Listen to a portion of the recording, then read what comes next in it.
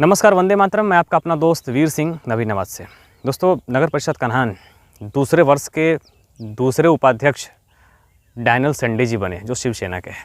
कुल 12 मत उन्हें मिले और 12 मतों से वे उपाध्यक्ष बने। सवाल ये है कि उपाध्यक्ष बने, ये तो अपनी जगह सही है, लेकिन उससे बड़ी खबर ये है कि उपाध्यक्ष कैसे बने और जिन लोगों का उपाध्यक्ष बनाने में हाथ है उन्हें उनके ऊपर क्या कार्रवाई हुई एक दिन के अंदर, वो सबसे बड़ी खबर है। दोस्तों, शायद पहला ऐसा नगर परिषद है जहां पे शिवसेना, भाजपा और कांग्रेस का एक गुट ऐसा मिलकर यहां पे सत्ता स्थापित किए, नगर परिषद में उपाध्यक्ष बनाए हैं। मतलब एक गुट इसलिए बोल रहा हूं कांग्रेस की, क्योंकि यहां पे कांग्रेस के 2 गुट बन चुके हैं, इसलिए एक गुट और बीजेपी और शिवसेना मिलकर यहां पे सत्ता स्थापित किए। सवाल ये है, क्या बीजेपी को शिवसेना और कांग्रेस के साथ हाथ मिलाना उचित है या अनुचित है? ये सबसे बड़ा अपने आप में एक सवाल है। एक तरफ देखें तो इसी नागपुर जिले से हैं देवेंद्र फडणवीस, जो पूर्व मुख्यमंत्री रह चुके हैं महाराष्ट्र के।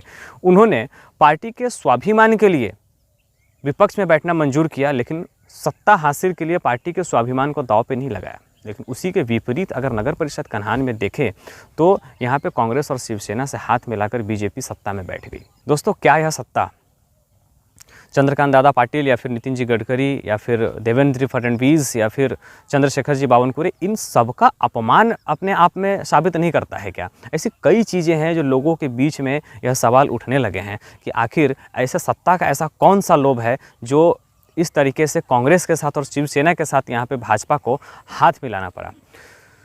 दोस्तों, कुछ लोगों का ऐसा मानना था कि 30 वर्ष से हम भाजपा को चलाते आए हैं और हम जो चाहेंगे सब कुछ वैसा ही होगा।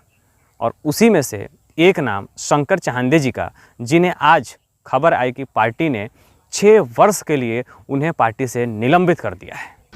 दोस्तों, शंकर चहांदे, इन्हें तो निष्कासित कर ही दिया गया है, लेकिन इनके साथ साथ और भी 2 लोगों को कारण बताओ नोटिस भेजा गया है, जो जानकारी मुझे प्राप्त हुई है। कहा जाता है कि जैसी करनी वैसी भरनी, और शायद इसी का परिणाम है जो आज आप और हम देख रहे हैं। दोस्तों, सत्ता की भूख कुछ इस प्रकार है कि जो कभी नगर परिषद कन्हान में जो नगर अध्यक्ष रहे हो, वो इस बार कोऑप में पार्षद बने हैं। मतलब जो कभी प्रिंसिपल रहा हो वो चपरासी बनने को तैयार है। मतलब सत्ता की भूख कुछ इस कदर है। इन सारी चीज़ों पे मुझे ऐसा लगता है कि पार्टी ने ध्यान देना चाहिए और भी कुछ ऐसे लोग हैं जिन्हें तुरंत निलंबित करना चाहिए, जिससे पार्टी के जो आम सामान्य कार्यकर्ता हैं, जो जी जान से अपने पार्टी को बढ़ाने के लिए लगे होते हैं, उनके ऊपर उनके सम्मान के लिए और भी कुछ फैसले लेने होंगे। इस पर सबकी निगाहें टिकी हुई है।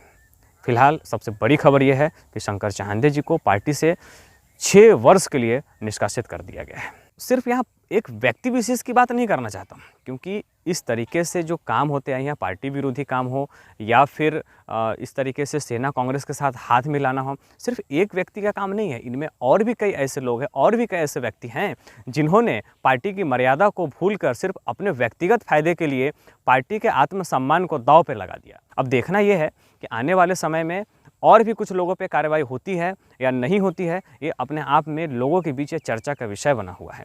कुछ लोगों का यह मानना कि पार्टी किसी एक घर की बदौलत चलती है, यह अपने आप में एक प्रश्न चिन्ह निर्माण करता था। लेकिन एक निष्कासन का पत्र, यह अपने आप में कहीं न कहीं से पार्टी की गरिमा को ठीक करने का काम करे। लेकिन एक से नहीं होगा, कुछ और भी चेहरे होंगे जिन्हें पार्टी निष्कासित करेगी, तो शायद आने वाले समय में इससे चुनाव में फ़ायदा बीजेपी को हो सकता है।